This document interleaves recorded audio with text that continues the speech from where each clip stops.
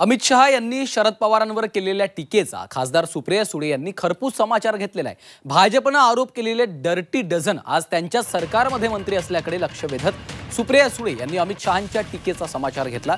त्याचवेळी आपल्याला याबाबत काही माहिती नसल्याचं सांगत अजित पवारांनी यावर बोलणं टाळलेलं आहे। सुप्रिया सुळे यांनी अमित शहांचा समाचार घेतलेला आहे। अमित शहा यांनी शरद पवारांवर टीका केली होती, त्यानंतर आता सुप्रिया सुळे यांनी समाचार घेतला।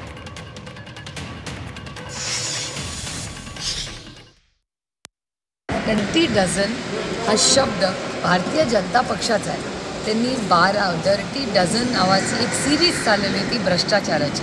आज ते डर्टी डझन जे तुमच्याही चॅनलवर तुम्ही दाखवलेले आहेत, ते डर्टी डझनचे सगळे डर्टी डझन ज्याचा आरोप मी नाही केलेला, भारतीय जनता पक्षाने केलेला आहे त्या नेत्यांवर, ते नेते आज जे सरकार आज महाराष्ट्रात आहे, ज्याचे नेते अमित शहाजी आहे, त्या सरकारमध्ये मंत्री आहेत। त्याच्यामुळे नक्की भ्रष्टाचारी कोण किंवा काय हे अमित शहाजींनीच देशाला सांगावं।